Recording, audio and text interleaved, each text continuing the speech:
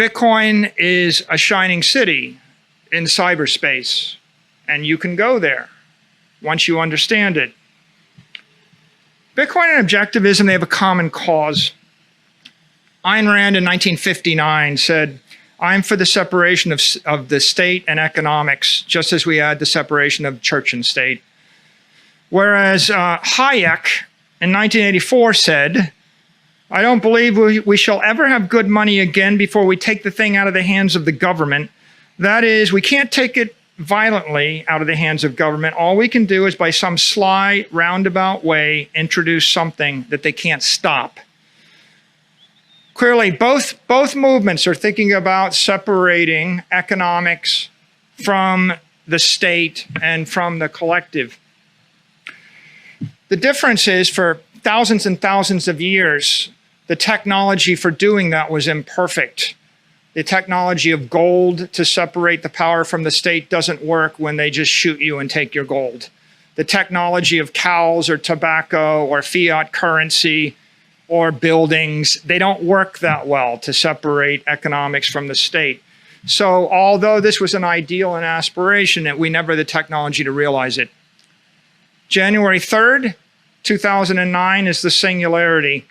That's the point at which Satoshi Nakamoto developed the technology to transfer value through space without a trusted third party.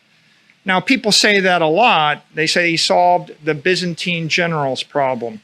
But if you can transfer something of value through cyberspace without a trusted third party, that means you can manifest something of value in cyberspace without a trusted third party. That means you can create and store and transfer energy in the digital realm. The creation of digital property, digital money, digital energy, and digital matter was therefore affected on January 3rd, 2009. Most people don't realize this, but Satoshi opened a portal from the physical realm into the digital realm, and energy began to flow into cyberspace, bringing life to a formerly dead realm consisting only of shadows and ghosts, bringing conservation of energy and matter, objectivity, truth, time, and consequence into the digital realm, delivering property rights, freedom, and sovereignty that is separate from the physical and the political realm to humanity. Most of the world, myself included, ignored this chain reaction for the next decade. It happened, it flickered, it burned, we ignored it, except for the OG Bitcoin cypherpunks, and they can tell you that everybody thought they were crazy. In March of 2020, the world came to a grinding halt. Suddenly, billions of people woke up to the prospect of an economic collapse, losing faith in their institutions and their governments. On August 10th, MicroStrategy, struggling with this existential crisis, adopts the Bitcoin standard. At that point, I concluded the road to serfdom is working exponentially harder for a currency growing exponentially weaker. And we saw an escape from economic slavery in the form of what we thought was digital gold. But as I've explained, it turned out to be much more than digital gold. On September 18th, after fully adopting the Bitcoin standard and after talking to some more Bitcoiners, I had this epiphany. I went to Twitter and I posted the following: Bitcoin is a swarm of cyber hornets, serving the goddess of wisdom, feeding on the fire of truth, exponentially growing ever, smarter, faster, and stronger, behind a wall of encrypted energy. And I think Ayn Rand would understand what I was saying. What it means is, for the first time in the human race, we have unleashed a freedom virus, a truth virus. We've unleashed a sovereignty virus, which is also a monetary virus. And as you know, and as Heinlein once said, the only way to fight a virus is with another virus. You can't take it head on. Bitcoin is something special. Galt's Gulch is the Bitcoin network.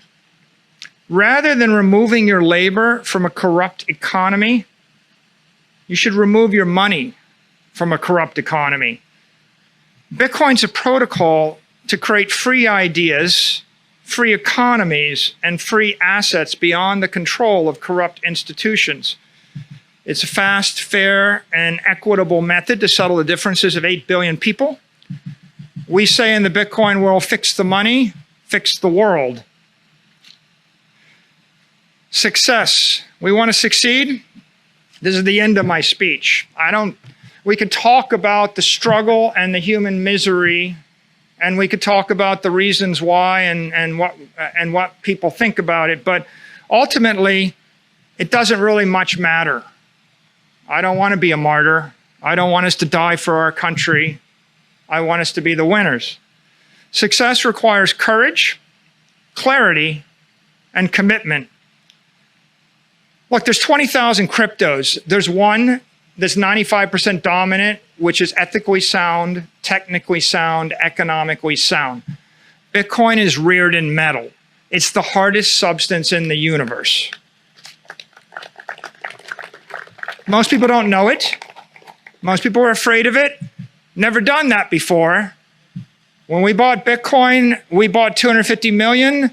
No public company had ever bought any.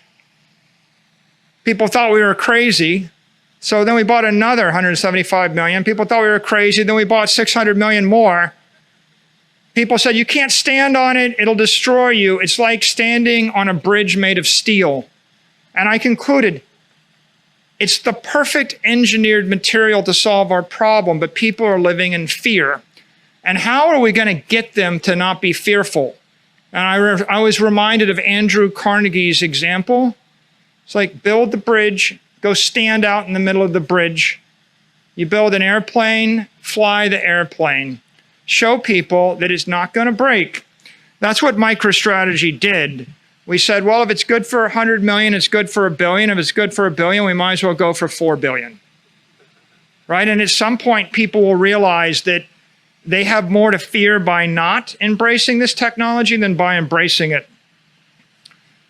Right now, it's a $400 billion asset. There are $400 trillion of other assets floating around in our current fiat system. They're leaking energy, they're corrupt, they're inefficient, they're controlled by the collective. Bitcoin is 0.1% of the human race's liquid energy. 99.9% of the world doesn't get it. They're not there. That 99.9% haven't moved to Galt's Gulch. That means you're still early.